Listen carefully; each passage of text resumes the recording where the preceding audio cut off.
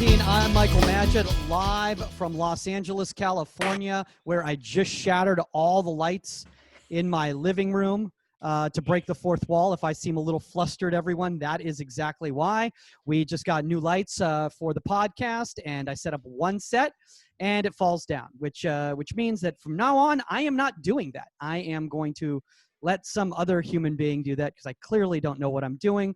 With me, 99 World Cup winner, Saskia Weber, and joining us today, because we're going to talk some real tactics today. You know her as the co-host of MLS Assist, Jordan Angeli. What is up? Mike, you told me right before this you weren't going to tell anybody about the lights, and then you come in fast and furious with the lights.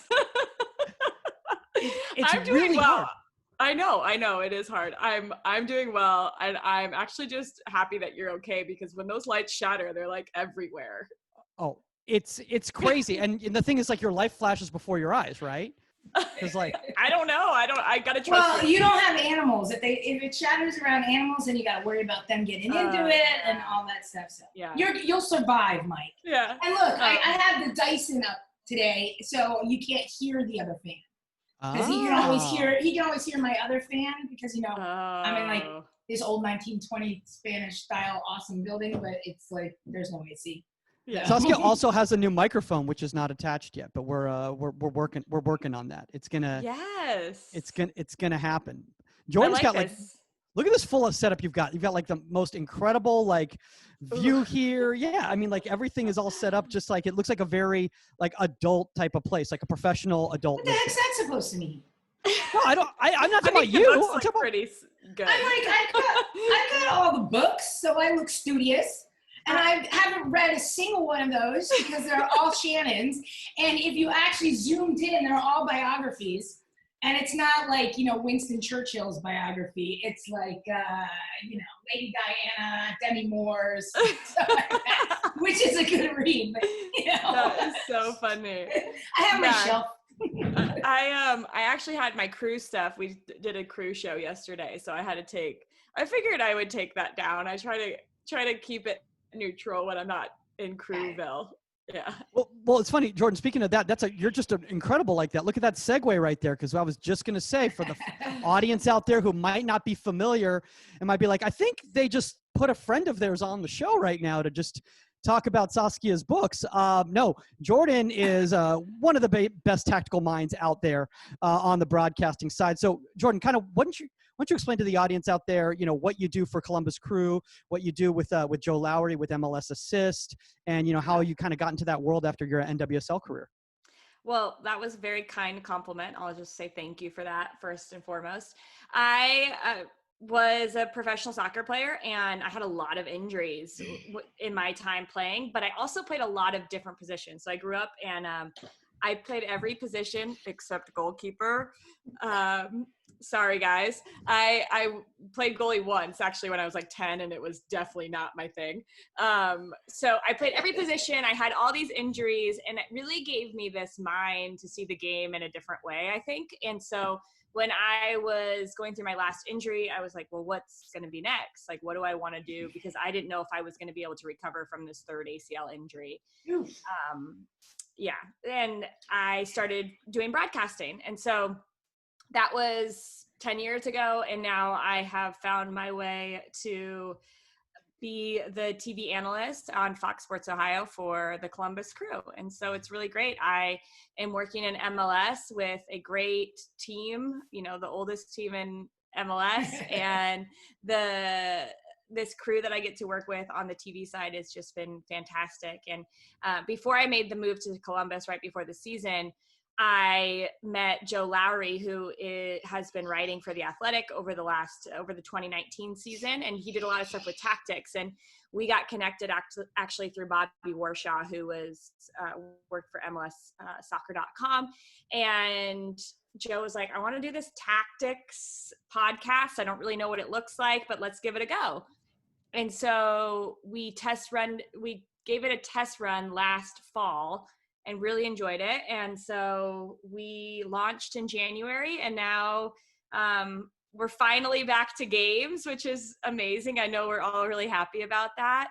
And we've been doing a daily podcast during MLS is back, which has been really fun, just talking a little bit on every single game. Some games we dive into a little bit more, but just kind of giving our thoughts of what's happening. Nice. Has it been like less overwhelming because the fact that like you guys have just been waiting so long to actually have games to actually talk about? You're like, yes, just give me games. I don't care. Every day. Yes, but actually today with only one game, I'm feeling so much better. Those back-to-back days with 3 games, and for me, I'm on the East Coast, so by the time we're done recording, it's 2 a.m. And I'm one of those people that loves her sleep. Like I'm like an 8-hour sleep person, and I would say I feel a lot better today. But I'm so thankful that games are back. It's been really fun to talk about all these teams and all of the things that are happening and the wild results and the good play and some of the not so good play. Oh, we'll talk about it. I'm sitting here. I'm like, when can we get to it? I mean, well, first let's you start know with me right now. No, I know which clip you want to go to right away. Like poor Saskia, the way well, actually not poor Saskia. I was like texting him and T Omar, Miller, but I was like, what in the world? I think on the podcast I said like, I just feel terrible. I don't feel terrible. We'll get to it. I don't feel bad at all. All right, so let's You should feel bad that I had to watch that. Now I have to explain it. Yeah. Well, let's first off, let's just start right here. So for the people out there who might be listening from another country, the MLS is back tournament is what we're referring to right now. It's in group stage right now. I think it's 4 games and 2 teams out of every group. Jordan, make it out. Is that what it is? And then the top 4 outside of that advance as well too. So Orlando and Philadelphia are already through. Orlando with that home field advantage, I guess you would call it. They looks like it though, honestly. Well, if you're used to training in Florida, it's home field advantage. And Saskia, that's one of the things that I said last night, and what I've been thinking about is like, you don't have to do any of the mental thing of like, oh my gosh, this heat, like how are we going to get through it? Like They don't even think about that. So then all your focus is going on what you're actually doing. And I think it's underestimated how, I'm not surprised Houston had a good first game either because of the same reason. The same thing. Houston's brutal in the summer. Yeah, and I agree with you 100%. There is an advantage there. And a team coming from Canada or Utah or something, there's nothing to be said. That humidity, that heat, it just saps your system. I mean, we were training the other day, and it was here. It's a dry heat, but it was like 120 on the field, and I came home. I almost threw. I almost threw up, and because I haven't trained outside. I've been on Zoom, and I was a coach, and I came home. My entire body cramped. Everything, like I could not get hydrated fast enough. And so if you're not used to that and you're getting these games so close together and everything, it's a lot. Yeah. No, it absolutely is. So, Jordan, let's kind of talk about some of the trends that we're kind of seeing right now. Obviously, it looks like Columbus is looking absolutely unreal. And I know you're not biased in any way whatsoever, but oh my gosh. Wow. I mean, they look like the team to beat so far. Columbus looked really good, and I'm not going to disagree with you there. I'm not going to disagree with you, but Cincinnati struggled, and they just, I think it's a really quick turnaround to have a new coach in Jaap Stam, who's a great coach and will do great things with them, but it's kind of this hodgepodge of team that's not his team, and then he has to bring them together in a couple of weeks to then play in this tournament. Like, you're asking a lot out of them. And I just think that Columbus recognized a couple weaknesses that they could pounce on, and they kept the ball. Like, Columbus wants to be a team who has the ball, and in this tournament, if you're without the ball, 100%, you are going to struggle. And that goes back to what we were saying as well. Yeah, it goes back to that. If you're chasing 90% of the game, you're not going to win over the duration of this tournament. Yeah.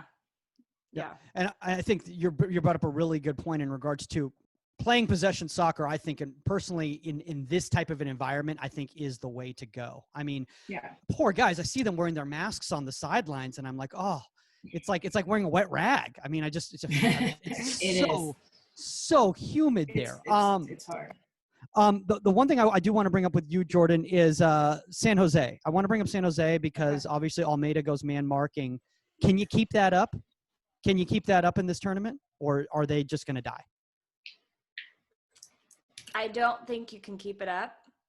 I thought San Jose did a good job when they did a good job with the ball that I think allowed them to relieve some of that man marking pressure because they didn't have to defend as much, right? But if you don't have the ball and, I can't off the top of my head think of their group and who they have upcoming. But again, if they're without the ball and they're having to chase and if they are turning the ball over a lot, that's gonna be difficult for them.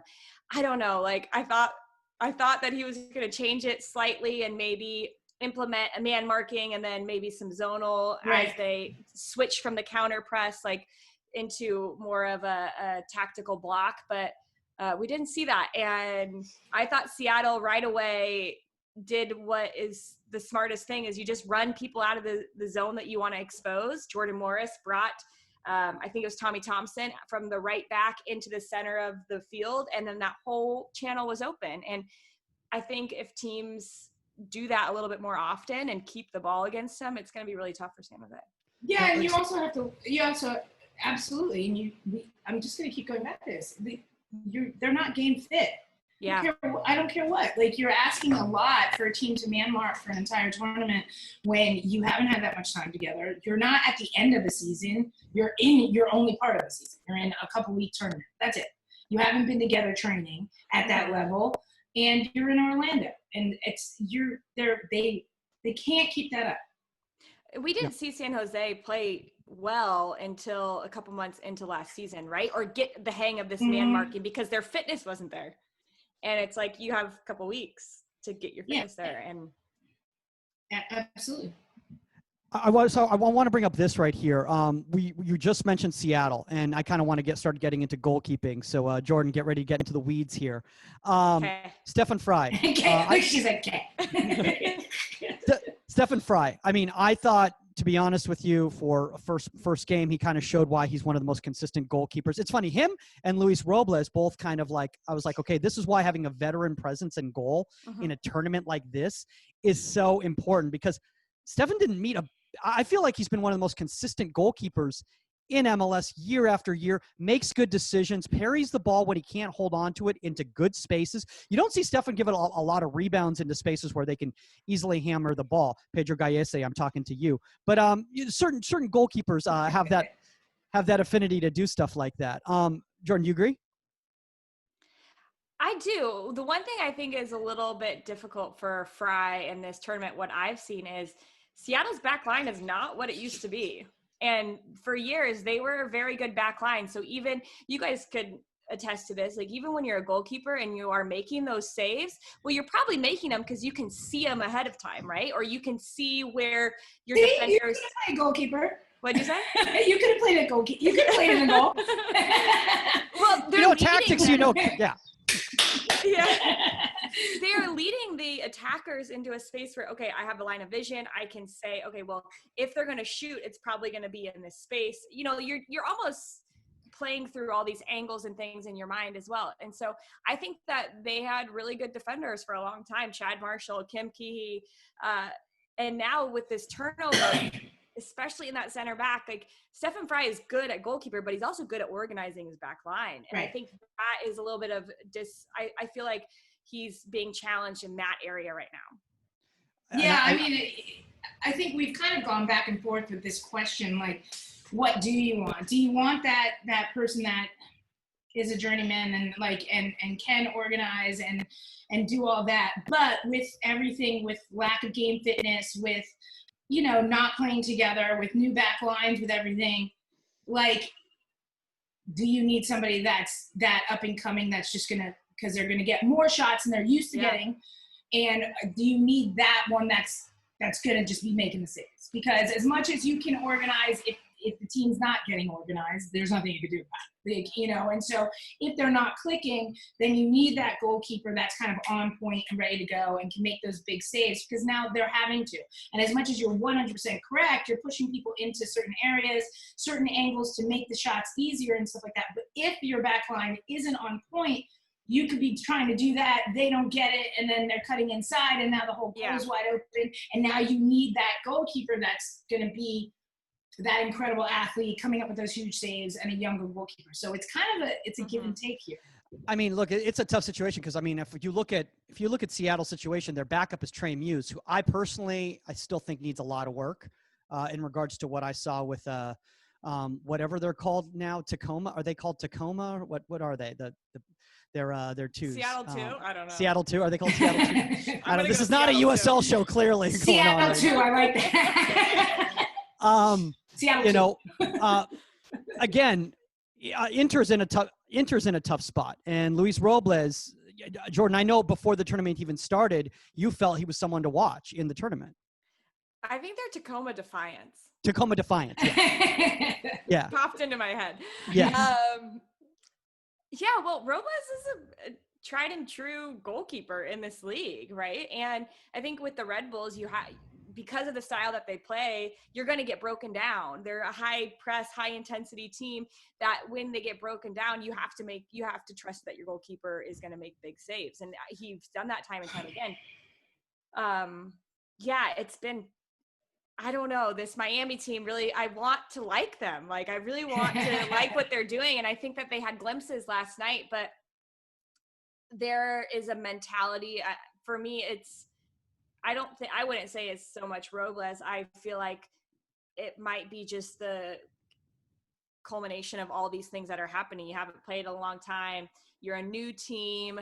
You don't really understand maybe your responsibilities fully, but there's been just like these little lapses. I think that's been the mistakes. I don't think it's really been Robles if I'm thinking of the goals that have been scored against them. Yeah, I mean, there's something to be said, like, you know, people watching it and everything like that. Like, and if you're not big, you don't just, you get a bunch of great soccer players, you put them on a team and it's a new team and that's that. I mean, there's something to be said about a history and about like understanding where you're from, who you're representing, what you're doing, a system and everything. And you can't just, you know, it'd be great if you could just pick and choose and everybody plays great, but that's just not how it works. So yeah. I want to like them too. Trust me. Yeah. I do. I would have liked it more if they had full pink, like, I know. face pits. Like, what is this, like, little pink? Like, if they had gone full forward pink. Madison, like forward Madison style. Full pink. There you go. Because I like the symbol with the bird on it and everything. Uh-huh. I'm just like, I thought that I was gonna get some pink too. Right. We were ready for it. I want to talk about this. I want to talk about Red Bull because you just brought them up, obviously, Robles' old team. And now David Janssen is apparently he's the number one from what I'm seeing with Red Bull right now, the Danish goalkeeper, who I didn't know that much about, to be honest with you. I don't watch a lot of Danish Superliga, so that might have been, you know, my mistake right there. But I kind of want to get back to, like, this is incredible save. It was like the 97th minute against Atlanta. I think it was Lorenowitz. He played this service in to Adam Jan. It was a header from the center of the box, and then the ball was speared. Jordan, did you see that play, or should I pull it up? Can you pull it up? Absolutely. Pull it up. My brain is like, I know it, I've seen it, but I think I'm confusing that with there was another save late in the game. I think it was New England Revolution. Turner made a save. So I'm going to pull that up. If so everyone, many games. I know. That's the problem. There's just so many games. Yeah. There's so many games. All right, so here's the service.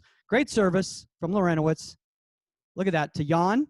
So now look at Jensen's position right there. He's clearly in a great spot right there. He's not leaning one way or another. He's nice and square. And that ball's played. And look at that quick reaction. Look at his eyes, though. His eyes, the nose and chin are following that ball, which makes it easy to go with that outside hand to push that ball over like that. So I think that's a brilliant save, especially coming up in a key moment like this. Look how high Jan got right there for that ball. Right. And then look at that touch right across. Yeah. But do you see how he follows it all the way through? How many young goalkeepers? I want you guys to see that, because there's so many times where young goalkeepers, they just stop. They just make contact and then they just stop. He goes all the way through it right there. he's hitting it and then pushed. Well, like, he's shooting through his whole body. And so what you want to teach a goalkeeper is you're not just kind of waving at a ball. Okay, so if your power comes from your core and from your chest, you're shooting up and through the ball. That means it's a follow through. That means the ball will go up and over. You know, you see so many young kids and they stick their hand up and the ball goes in. So you want to do everything you do. Your power wants to come through your body and a follow through. Like in any sport. Same like physics as a shot. You know, you exactly. want to make it right. You don't just want to hit the ball. You want a follow through. So same fit. Yes. It's so funny. I learned something there too. That's cool. I was going to just say, I feel like Joe was talking to you earlier and he's like, oh, make sure to ask some questions when you get on the show. Like, make sure to ask some questions. I don't. No, I'm just like actually curious. And it's cool to me too that you guys, you're clearly watching the goalkeepers intently in this. Mm-hmm. And I'll look at the goalkeeper's positioning and watch that. I'm thinking more like John should have hit it onto the opposite side where it came from. You're going back. And the goalie's just transitioning. Bring them back. He made it easy on it. And that was what was funny that was what was interesting about having Michelle on last week when we were talking about a through ball that went through in the NWSL game, and we were looking at it from the positioning of the goalkeeper, and all she said, well, the forward was the one that made the mistake because they should have cut it back inside. Number one, they would have gotten a PK because they would have gotten takedown. Number two, to open the goal up. You know, so just that different perspective. But yes, for us, I mean, trust me, and I'm the most opinionated person. I mean, we looked first. His eyes were 100% locked in and on the ball. And when you could see that in a goalkeeper, you know, in his mind, like, yes, it's a great save for you watching, but it probably was in slow motion for him. Right. And he was like, oh, here it is. Boom. And I love that because now you guys are actually teaching me things that I can go and when I'm watching games, you know, even so the follow through with that, but his eyes too, and like watching all the way. Because you see the cross come in. So you'll see the cross come in, his head. He knows where the end point of that cross is going to be. So you teach a kid, you're not following the cross, right? Yeah. The ball, because when it hits somebody, now you're behind, right? So you judge that loft and your head is already to the end point. Do you understand? Yeah. That makes so much sense. Right. You're not going with the ball. If you go with the ball, you're going to get beat. Right? So you're like, okay, here comes the ball. Now your eyes are here. So now you're set and ready and your eyes are focused on the second part of that save. That's cool. All right, guys. Do you want to Tyler, can we go? Can we do it? Can we do it? Yes, I know that's where you want to go. Okay, so for those you guys, besides me like screaming and yelling the other day. if those of you were under a rock this weekend, you have not heard about the Sporting KC Minnesota United game or Tyler Miller. Whatever. Anyway, I'm gonna pull it up in case anyone didn't see it. But basically, what happened is Polito plays a ball to Shelton.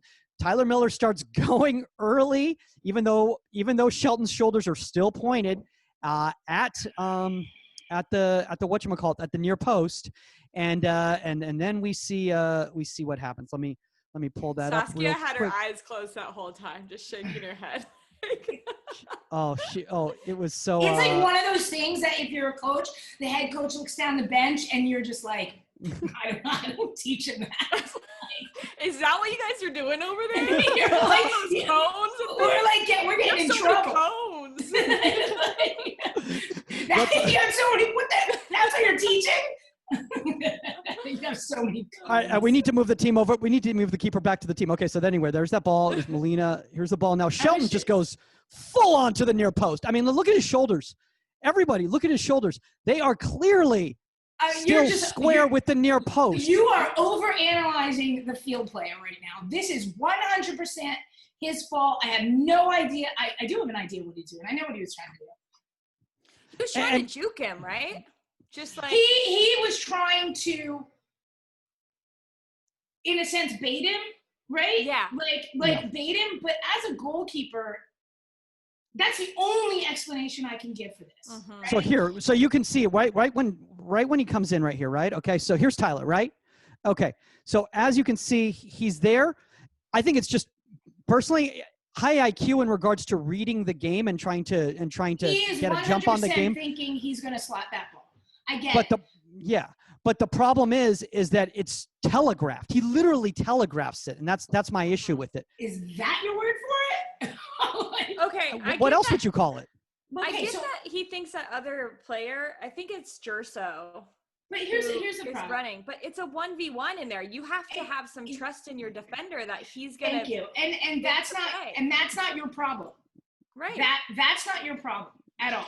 If he's not goal side, if he hasn't marked up on the weak side, that ball gets slotted and they bury it, that's your defense's problem. Right. It's not yours. Your problem is the person with the ball that's inside the 6, like 13 yards away from you. That's your only problem right now. That's it. So it's the most ridiculous thing I've seen in a long time. Even if you want to bait somebody, then it's a switch of energy. It's like a head bob. It's like a switch of energy. It's not 3 steps to the right. Yeah. You know what I'm saying, Mike? It's not. Yeah. It's ridiculous. It was like the hokey pokey, like it was like, I'm gonna run over here, and the guy, I'm gonna run over here because I'm gonna. But I'm gonna play devil's advocate though. There is no devil's advocate. Okay. Go ahead, go justify this. I'm gonna play devil's advocate. Okay, if you saw a young kid experimenting and trying something like this at the youth fields, you'd say, okay, they're figuring stuff out. They're learning stuff. They're figuring out what works, what doesn't work. This is technically an experimental tournament. Not every team is here to win it. Okay, so maybe this was experimenting to get on the national team, though. What are you talking about? I'm trying to be devil's advocate here. If you want to experiment with that, do it in practice. And if you did it in practice, you'd realize it was the dumbest thing you've ever experimented with in your life.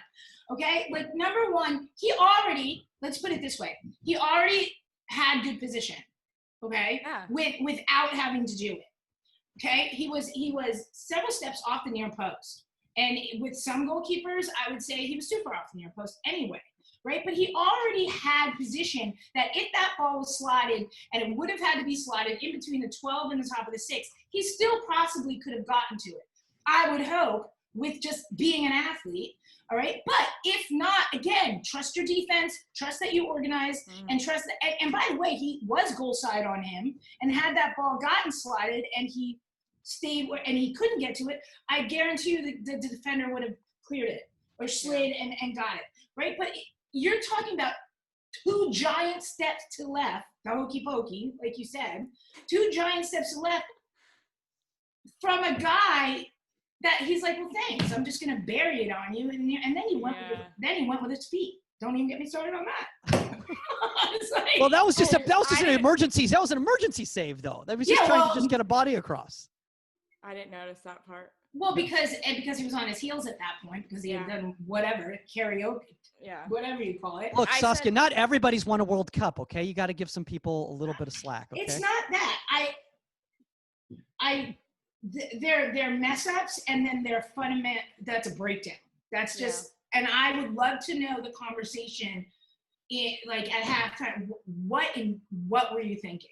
Like, okay. Do you think if you're a goalkeeping coach, you bring that up right away, or do you think you talk about that the day after? He knows. Yeah. Like, what am I going to tell you? We all know. The whole world knows. I know. When that happened, I just said, "Oh no."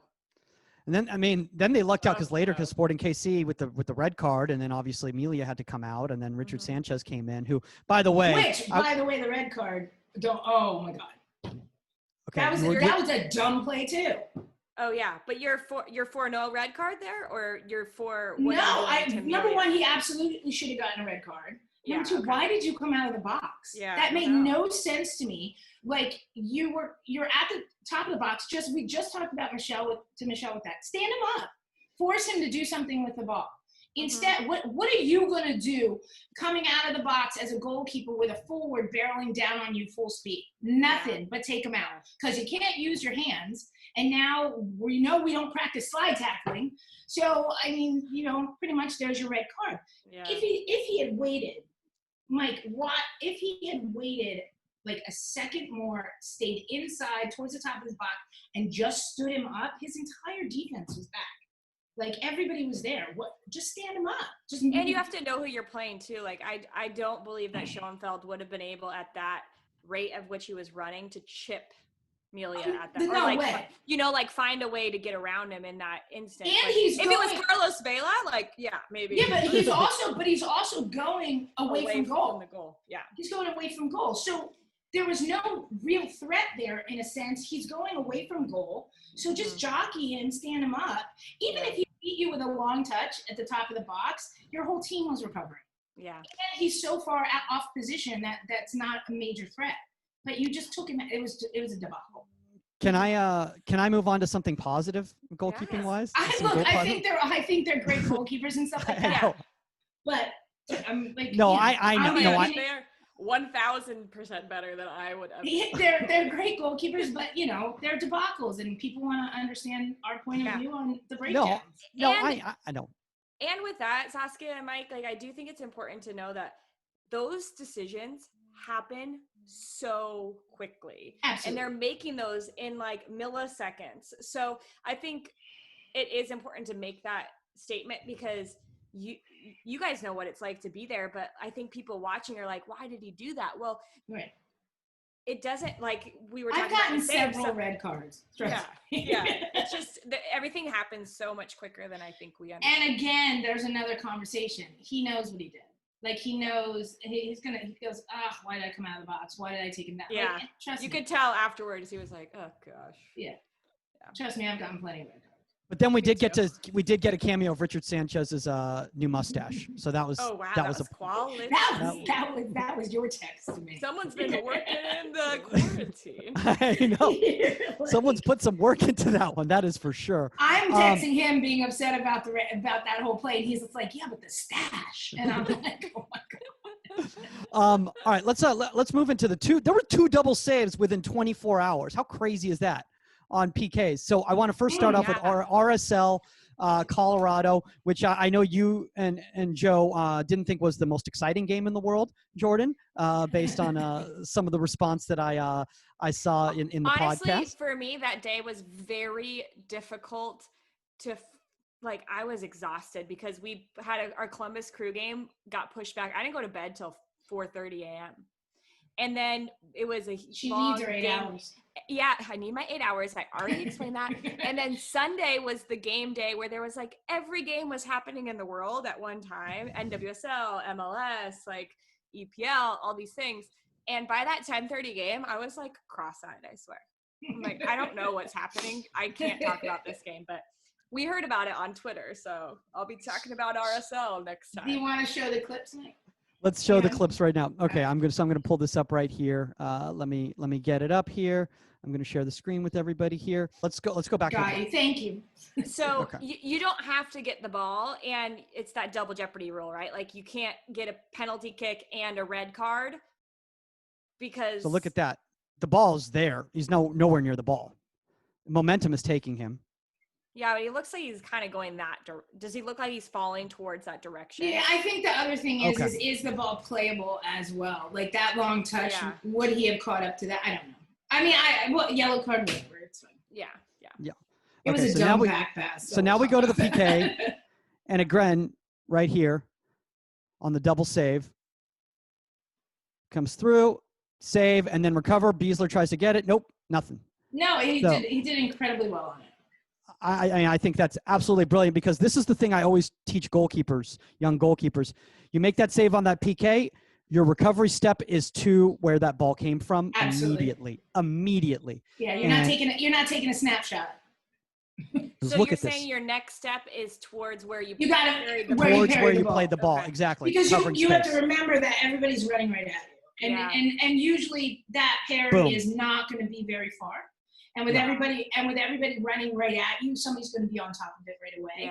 Yeah. So if that wasn't the case, that ball would have been outside the 18. But yeah, you got to get up and follow the ball, at least to some extent, because it's going to be one of their players. Hopefully, it would be one of yours to clear it. But he did very well. I have a question, guys. Sure. what are you looking at as a goalkeeper when the striker or the player is about to kick a penalty? Oh boy, Give me all the tips. Give me all the little. Is this when Michelle Akers was telling us like how to beat strikers? Now, I mean, all the visual cues. I mean, I will take any of Michelle's tips every day of the week. She's the best player to ever play the game, and so I don't like. A lot of people have different opinions about this. I can only give you mine and how I deal with penalty kicks, and it was something I considered myself very good at. Yeah, you were good at it. Because of my speed and my reaction, my athleticism, I knew that in order, and we talked about this with Franz Hook, in order to beat me, you had to hit a perfect PK. So for me, I'm in a sense reacting to the ball. Oh wow! Because I'm not going one way on the line, going the other way on the line. If anything, I'm taking that quick, maybe a little step forward, not like Bry in the World Cup final. I'm taking like a little step forward at the time the ball strike, and then I'm going for the ball because with the distance I could cover, it has to beat me. It has to beat me into the corner and with pace. Yeah. If you know certain people, then that's scouting and everything like that. Do they know you know them? Yes, probably. And do they probably have more than one PK in their arsenal? I would hope so. But that's how I've always handled it. I think that's how Franz is a proponent for that as well. Because then you're forcing them. Yeah. And, we have a lot of kids guess and guess and they guess and they guess. And they'll save some. But that's how I truly feel about it. So I'm not into your hips. I'm not into, because, you have somebody that's opening up their hips. At that level, that ball can go the opposite direction with just as much pace. So you can't count on the whole hip thing. You can't count on where the feet are going. That just takes incredible patience. You got to kind of get out of your head. Yeah. Because there are times that you're like, you get yourself thinking, I think I know where they're going to go. So just react to the ball. Well, should we look at one where it goes a different way? So now we're going to go Steve Clark. And by the way, I think that's what he did there, because his pre-stretch was forward. He took for the last PK. He took a slight step forward and then he dove. So that's what I think. Before we get to that though, Jordan, are the Galaxy one of the worst defensive teams in the league right now? Okay. Okay. Yes. Okay. I don't know what's going on. I feel so bad for that. Yeah, I don't think it's like just their back line either. I think as a unit, they're just a little discombobulated and they don't understand responsibilities. They were playing in a 4-4-2, which they had been playing in a different system, more of a 4-2-3-1 before the shutdown. And I think in this last game, the outside players, those outside mids didn't really help defensively in areas that they could have, and it just left the defense high and dry about them. Like, it's just like, this is a tackle. Like, no, this is a tackle, and you can give up a goal. This is a you tackle. Don't go into it. Yeah, so anyways, that's my point. I like that. All right, so here's Steve Clark, Chicharito. Talk about the pressure on him. Everyone's just like, get your first goal, get your first MLS goal. Come on, let's do it. So first off, look at his positioning. Okay, so let's talk about that, Sask. Based on his positioning, unless he's going to take a step forward so he ends up on the line, which I think you can do, but I don't understand why he's in the goal. So, watch what, you're supposed to have one foot, one part of your foot. Right, at the strike. Yeah. I have to see what he's going to do because I actually didn't see this one. Okay, you did not see. Okay, so check this out. So, Chicharito comes up, straight run up. Clark steps. See, he started leaning and stepping as he went. Then he follows up. Boom, great save. But the question there is number one. He booty trapped the second. I know he did. He did a big old scissor kick. Look at this. He gets up, but he got up big. Up. Yeah, there we go. So I do agree that he was already on his way. But is that scouting?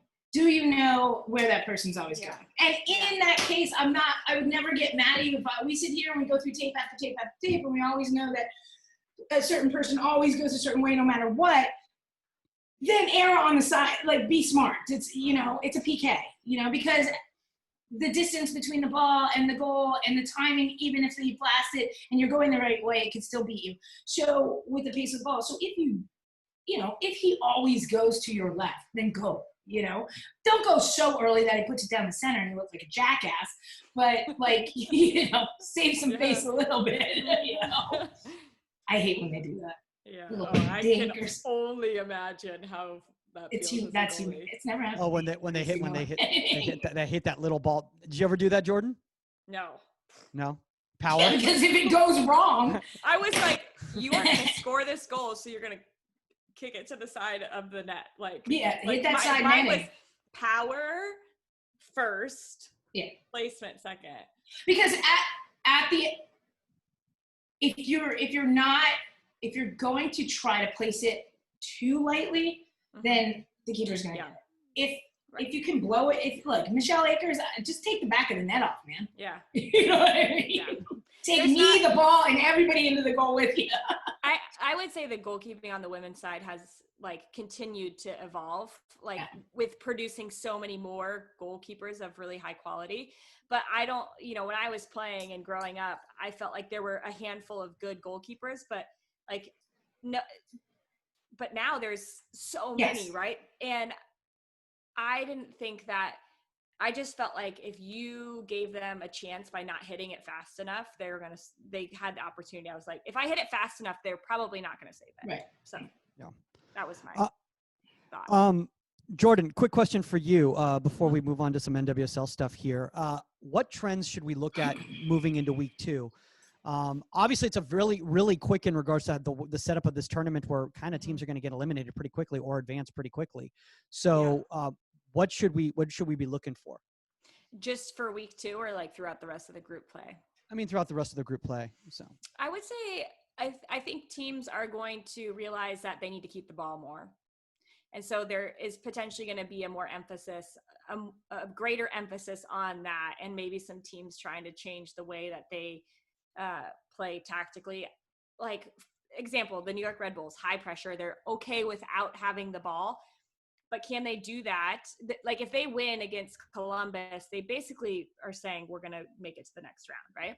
So if they can get themselves into a place against Columbus where they utilize 30 minutes of high press and they are able to get some goals, they're going to adapt, right? I think.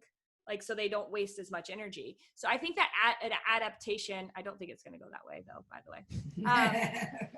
I think adaptation by these teams is going to be key. And then once teams probably are in those top 2, if teams get 2 wins and they know they're through the next round, you're going to see a lot of new players, I think. Just try to get some people, some opportunities, because at that point, I don't really think maybe some teams are saying we could play this team or we could play this team. But I think at this point, we're saying that a lot of the teams are on the same, it's just they're building at the same time. So you're not hitting a team like in Atlanta who are full steam ahead, in the middle of season. Everyone's kind of building at the same pace. So I mean, LAFC looked pretty on cylinders. Yeah, they did. They're very scary. Yeah. Yeah, I mean, I actually felt, in regards to Houston, that they managed that storm and again, like you're saying, if you're looking at this, obviously Tab, this is, his first time around with Houston and this is all a new thing, but I forgot who it was who brought this up. The fact that Tab Ramos has been in the youth national team program for so long. That was you. That was you that brought that up. I knew somebody had brought that up. Yeah. But it's true. He knows short form tournaments and he knows how to prepare guys on a short amount of time, as opposed to, and again, I was going to say Peter Vermes, but I'm scared to death of him as a person. So I'm not going to say Peter Vermes. Another MLS coach who's used to having an entire season, who maybe has only been involved in the club game for the majority of the amount of time. Yeah. But let's talk about this opportunity for just for players to get in, homegrowns to get in, players with not a lot of experience to get some good minutes under their belt in difficult circumstances. So I think you'll see a lot of changes in those last games. I got a question about the 2 tournaments, okay? in regards to the NWSL and the MLS. Do most teams care about winning this thing, or are most teams using this, like you were saying, as an experimental situation? I think they're completely different tournaments. Okay. One, because NWSL, you're just playing to play, really. Every single team made the playoffs. So I think it's going to be different now that the knockout rounds are happening. As far as the intensity of the games, not to say that the games haven't been intense, but I just think it's going to go up another level. And then for MLS, like, there's a lot of things on the line, because the group stage, you get regular season points if there happens to be a regular season after this. And 2, then if you make it to the knockout round, well, if you've done some of the math, like, that's a good chunk of money you could be winning if your team wins. It's $1 million, yeah, and then if you win $1 million, right? Yeah, and a Champions League. And you've seen how Champions League can hurt when you're, like, trying to recover in the middle of a season, but what it does for your club and the exposure it can give your club when you're playing in Champions League is huge. Absolutely. So I think that's a big prize. And I think if you talk to any of those players, they're not just there, like, they don't want to lose. That's why they are professional athletes. They want to win, and they want to win every game. So I don't know. I don't know if some teams and some players in particular are just like, this is crazy, I don't want to be here. But to me, it has seemed like everybody's, like, willing to go for it. Yeah, and it's not just exposure for your team at that level of Champions League, it's individually. You know what I mean? Like, if you want to go other places with your career, I mean, not everybody's watching the MLS all over the world, no offense. But, you know what I mean? Like, that's exposure for you as well. So, yeah, there are things. I agree with you 100%. The NWSL is playing to play. You know, and we had this talk earlier that, because we were talking about goalkeepers getting switched and stuff, and I go, well, what would you do as a coach? As a coach, for me, I would play everybody. I would, because what are you going to do? We're going to be on break now. Right? And then you're going to go into a draft. And what do you have? Do you even know what you have? Because, you know, so utilize this time. Yes, you want to win the tournament, great. But as a coach and as a general manager, everything, I would be like, let's see what we have, you know, in this short period. Yeah.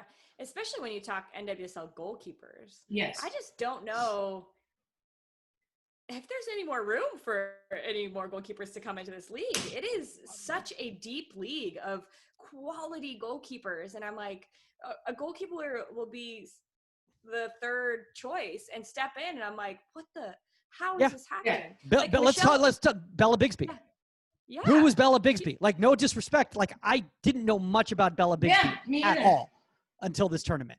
Me neither. The first game, I was like. But that's the argument that's the conversation that we had with the league so deep that I know everybody wants to play here because it is the best league in the world because of the depth of the league. But if you are third, if you are in a certain position and you can go to England, you can go to France, you can go to Spain, you can go somewhere, go. Because game experience is end all be all, and especially as a goalkeeper, we don't sub. Period. You know, we don't sub. So. Well, and because the great thing about this league and it being around for as long as it has been around is players are staying and playing soccer for longer. And so it's really hard to break yourself into the team as a field player. And I think that same thing can, if you're not going to get playing time here, I think that there are certain environments that will help you become a better player, but you have to decide at the end of the day, playing games in a league in Sweden, in Norway, in France, in anywhere. France, yeah.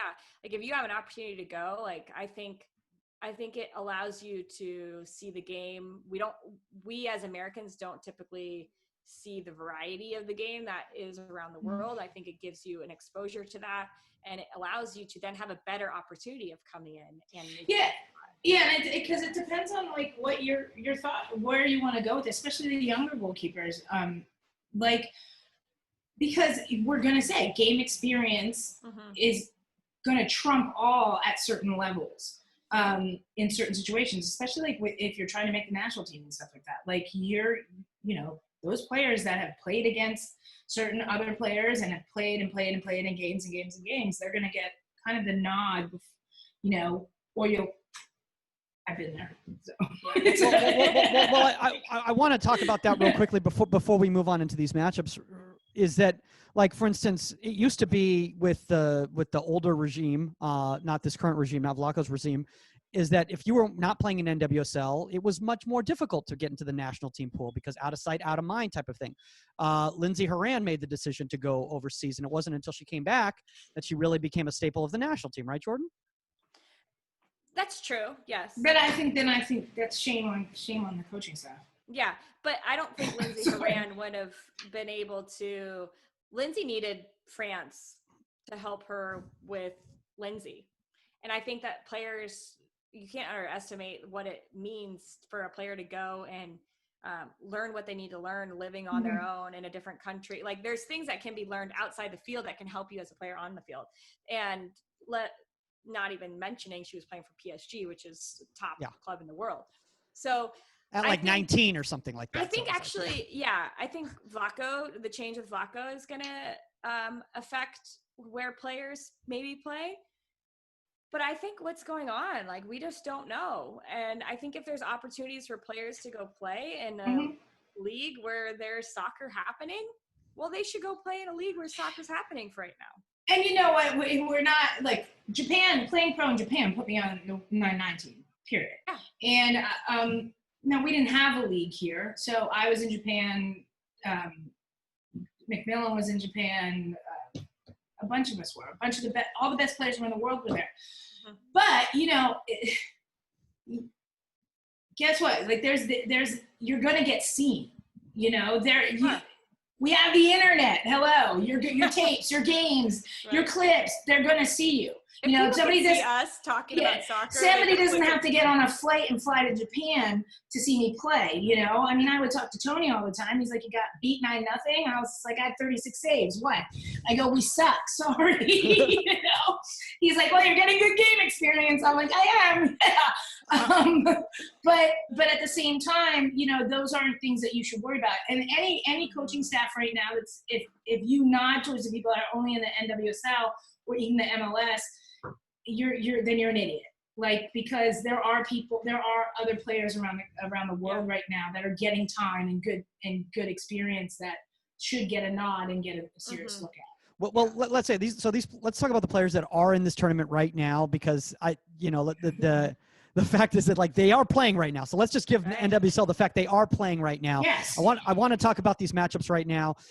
Jordan, North Carolina, apparently they don't understand the idea of just playing a tournament.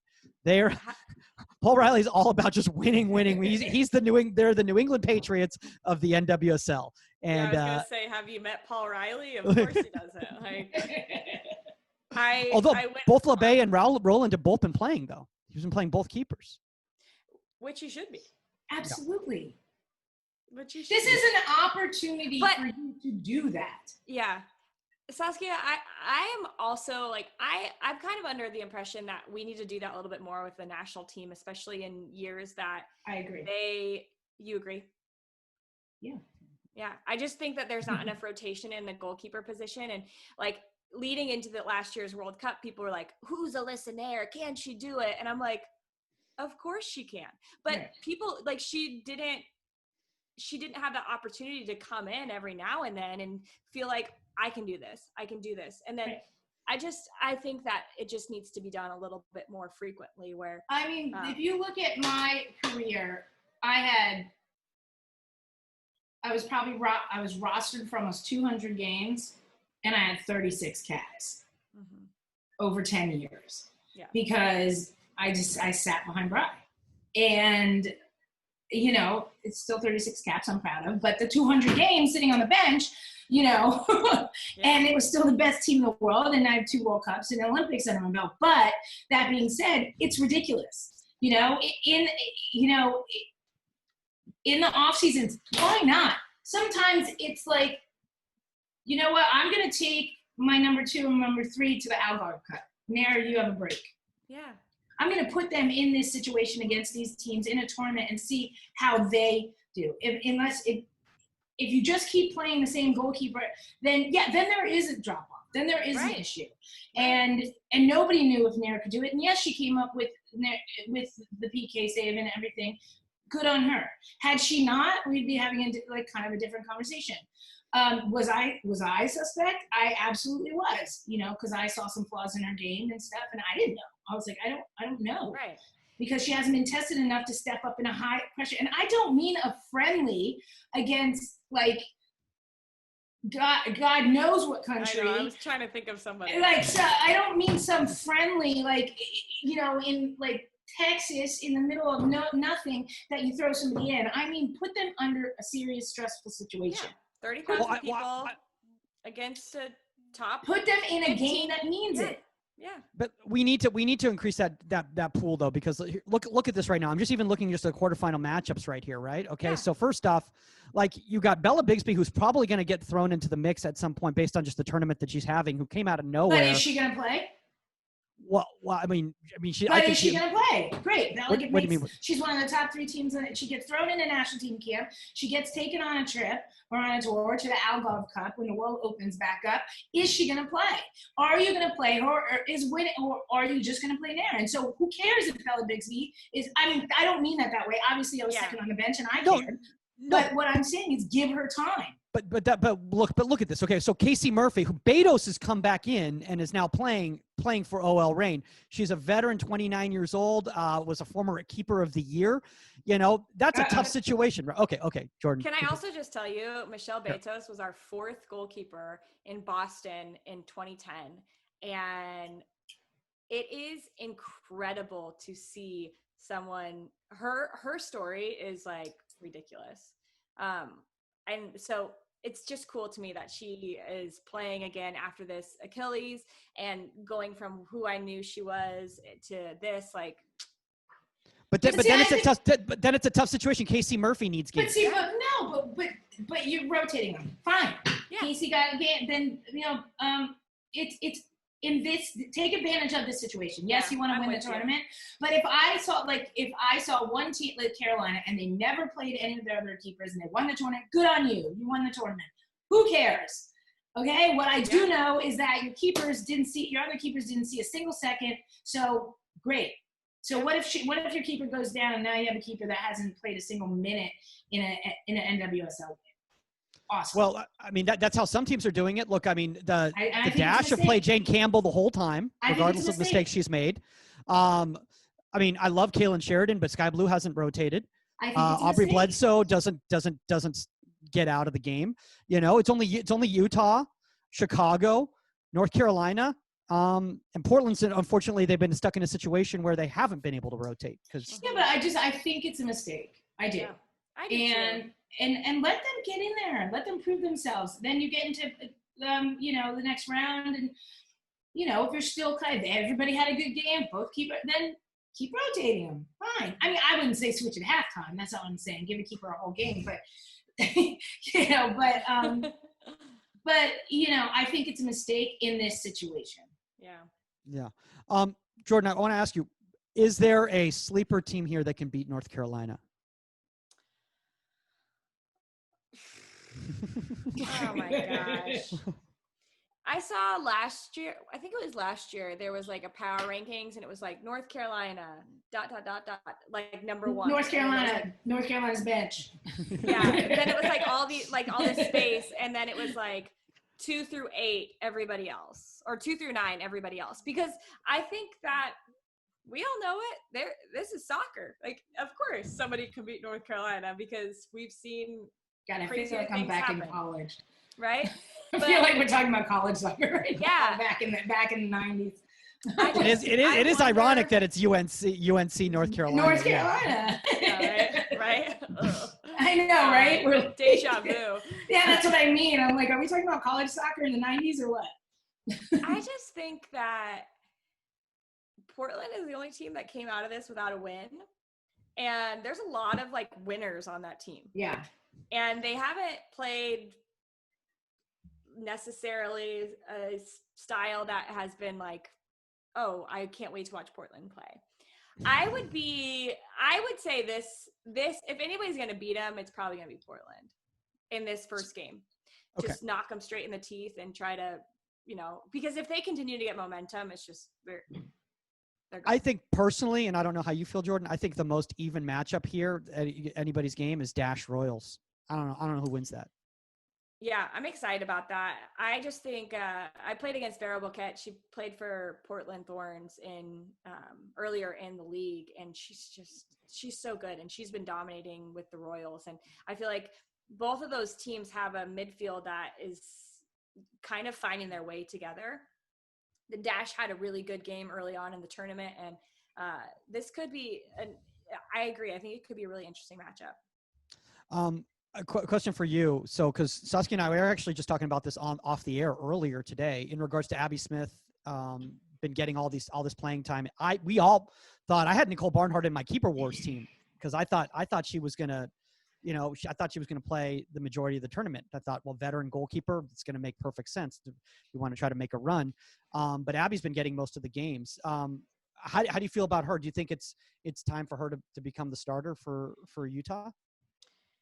I think Nicole Barnhart is one of those goalkeepers that has continued to do great things through her career. And it is, if you know Barney, like the things that she's dealing with on a day-to-day basis, it's pretty outstanding that she can still play the position the way that she plays it.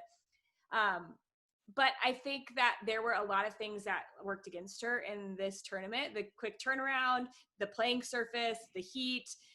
So I would be, and I don't remember, are the semis and the semis, so it's a quarter, all the tournaments, the rest of the tournament in the grass, or is it all on the turf still? I thought it's all on the turf, isn't it? Is it all I on think the turf? there's one game, maybe the final is in the stadium. Anyways, I was thinking maybe if there was a grass game, maybe you can pop her back in, but I think Abby Smith is good, and I think she deserves, like we were talking about, a lot of these goalkeepers deserve opportunities, not only to play, but to make mistakes and to get better from the mistakes. Absolutely. And to see the other teams, to see the other players coming out them, to get a chance to play against those players. Mm-hmm. To understand, like, even when we were talking about, even like when you go to PKIs and you're talking about understanding a player that's shooting, it's the same thing when in the run of play. Understand people's, like, what they're used to do, tendencies. Thank you. And you need to experience that. It's not something you can practice as much as you want, but it's not something that you'll get without playing. Mm-hmm. Yeah, I mean, and that is, going back to the national team thing, that is one of the problems. I mean, look at someone like Aubrey Bledsoe, who's been like literally on the cusp of the national team for like 5 years. And like no fault of her own, but then again, like what would have been the difference between Aubrey Bledsoe being at camp and AD being at camp and never playing? So it's like, it's whatever. I mean, look, camp's a great experience. Trust me, I love it. And, everything's a great experience, and I'll never knock that. But do I wish that I had gotten more experience and more games? Absolutely. Mm-hmm. Am I upset about it? No, but I'm not complaining. But it would have, I know it would have just made me an even better goalkeeper than I was. Yeah. Jordan, final question before we move on to our choices for Keeper Wars. For the MLS, right? For the MLS, yeah. In NWSL, is Jane Campbell? Oh, I don't have my NWSL. Is Jane Campbell the most inconsistent goalkeeper in NWSL? Because she is phenomenal some games, and then some games you're like, I can't believe that's the same goalkeeper. A couple years ago, I was asked about goalkeeper situation with the U.S. Women's National Team, and I was like, watch out, Jane Campbell's like, she's right there. And yeah, she has just been like very up and down, which is crazy because when she's on, you're like, she's unbelievable. I mean, if you just watched a highlight reel of Jane Campbell, you'd be like, oh, she's the starter for the U.S. National Team, right? That's what you would literally think. She has everything. So it's hard to say, and I don't understand what the inconsistencies are. I would say, and you guys probably know this better than me, she has not had a very good back line to work with in the entirety of her Houston career. So I know that makes decision-making a little bit more difficult, but there probably are, even within that, places where she could have done a better job as a goalkeeper. So I'll just say that much. Yeah. I know I mean, Saskia's number one gripe with her was set pieces. And Mm. organization of her set pieces. Things as such as that wall that she set up in the first match, the group play. She was not a fan of that, but she's unbelievable with her feet, and she's so solid. And can we get Kaylin Sheridan a one-time switch to the United States? Is that possible? Can we do that? Yeah. Wouldn't that be nice? Shout out No, to because Kay. she'd probably just sit back in the. Yeah, she probably Yeah, wouldn't yeah, play. She's like, as if you guys. I know. You know when they. Kay. Yeah, it is. I'm glad we're all on the same page about playing time. Yeah. All right, let's do this Keeper Wars thing for the fans out there. MLS. Okay. For the fans tell me out how there. This works. Basically, okay. Go ahead, Saskia. No, you go. You go. It's your game. Okay. You go. Okay. So basically, we did for NWSL. It was really fun. We did it with Glenn Crooks, actually. I don't know how Omar by the way, won. some people thought it was hilarious. Actually, it was very close between you and Omar. Glenn and I were nowhere in the picture. Some people responded and they went, they're like, Glenn Crooks was a goalkeeper? Because they thought it was about Glenn Crooks playing in goal. No. And I was like, oh, no, it's not about Crooks. So you have to look at a keeper war like this because you're not a goalkeeper. Okay, keeper wars are keeper wars when keepers play in a goal against each other, right? Yeah. So you can't take this from the thought process of, well, they're like, you kind of have to pick your four keepers as in who's really athletic. Yeah, who's really athletic, but also who's really smart. So like, because keeper wars come down to some tactics as well. You know, you got a great athlete, but if I have a great arm and I'm really smart, I'm just gonna throw it in the upper 90 every time. Right. Okay. So you kind of have to think of it that way. But I got one. So how do we do this? You just so, four. So you're gonna pick four keepers playing in the tournament right now. Okay. That if you were putting a best of 5 Keeper Wars team together, that you would choose on your team. So and if you want, then our fans vote. And then our fans vote online. Okay. Yeah, and then our fans vote online. Yeah. Am I first or last or in the middle? You can go last. So you can go last if you want to have some time to think about it. Give an explanation. Okay. Okay. So I'm going to go first with my team. Okay. Or do you want to go, Saskia? I have Hamid, Guzan, Robles, and I have to go with the Dutch. I have to go with Vermeer. With Vermeer. Ooh, yeah, okay. I have to. Yeah, no. I'm Dutch. What do you want? He had a great save. He's good. Yeah. I'm Dutch. I am Dutch. I mean, the only reason I was allowed to get my World Cup champion tattoo down my entire side because my mom hated tattoos is it's in Dutch. It is. I put it in. Amazing. It's in Dutch. It says World Cup champion, and my mom was like, "Oh, well, that's cool." And I was like, "It's the only way I wouldn't have gotten in trouble." Wait, so your team was Hamid, Vermeer, Robles, and who? Guzan. Okay. All right. So I'm gonna go with Stefan Fry. Okay, consistency right there. Andre Blake. If you saw this, couple of the saves that he made last week against NYCFC, you would understand why. Sean Johnson, because of the length, right? So you can really get that torque to throw the ball. And Luis Robles for those quick reactions. So, yeah. All right. Okay. Well, I kind of have a couple. I'm just looking through the names one more time here to make sure. There's only 17,000 goalkeepers in this tournament, I know, so you know. I know. NWSL, it was easy. It was like, wait, which 9 people or 8 people? Well, I had Harris. Yeah, that's right. You had Ashlyn Harris on yours. Yeah. So you're like, whoops, not in the tournament. Yeah, but they didn't have to be. Oh, okay, cool. Yeah. All right, I'm going Andre Blake. Okay. Aloy Room, because I've seen him do some stuff in training. Aloy Room. I forgot about Aloy Room. Yeah, Aloy Room. Because of the Curacao performance or Columbus Crew bias? No, because of Curacao performance, but also I've seen trainings. So I get a little. So you've seen them, yeah. Oh, you got inside knowledge. That's how it goes. Okay. It's inside information. All right. Yeah. Matt Turner. I'm gonna go with Matt Turner. Oh, head turner. The head turner. Right. The student of the game. And Vermeer. Wow. Man, we got all the different choices. Cool. And guys, we're going to go to right now through the magic of editing. We're going to go to Omar Zeenni's picks. Even though he was not on the episode, he is going to be able to let you guys know his choices for Keeper Wars. Take it away, Omar. Awesome, Omar. We were really looking forward to those picks. Those are going to be absolutely fantastic to check out and see how they perform. See the magic of editing, guys. It's fantastic. I had no idea what you were doing. Especially because we're live right now, so I was like, I thought he pre-taped it, and you wouldn't have made more sense. That would have made more sense. That would have made a lot more sense. Taped it, and you just threw up the video. No, this is for the edit later on, guys. Okay, well, whatever. Oh my gosh. Well, Jordan, are you guys recording today? I have I have US Soccer podcast in a few minutes. You're just a machine. You gotta love I know. My the person I work with here on TV calls me Recording Jordan. It was so funny to me because like when I reached out and I was like, and I didn't even think about the fact that you guys were going to go daily, and I felt so bad. I was like, oh my gosh, I feel so bad that I asked her to do this right now. And you were going to do like a Fox show and then this. Yeah. Oh my gosh. So fun.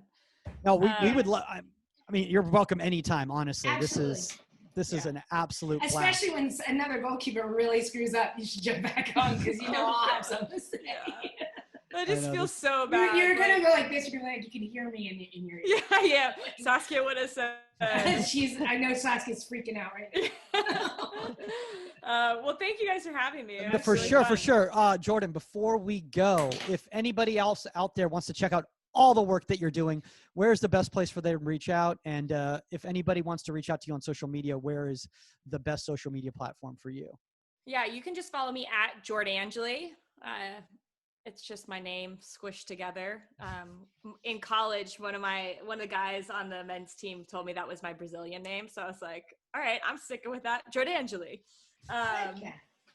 So I'm at Jordan Angeli on Twitter and Instagram, and I have pretty much everything linked there. So you can just go there and check everything out. Very, very awesome. By the way, was your goalkeeper? Bianca Henniger? Yeah. Okay. Yeah. Okay. That's right. Shoot. Talk about a girl that could stop PKs. Man, she was a beast. Yeah, she was. I remember from the youth level. There's a specialty in it. Yeah, she was just so good at it. So she was. Did she? And I wasn't like the Stanford keeper, like coming out talking trash and all that stuff. No. Like I just was in my own world. I didn't even. No, I didn't even care who was shooting on me.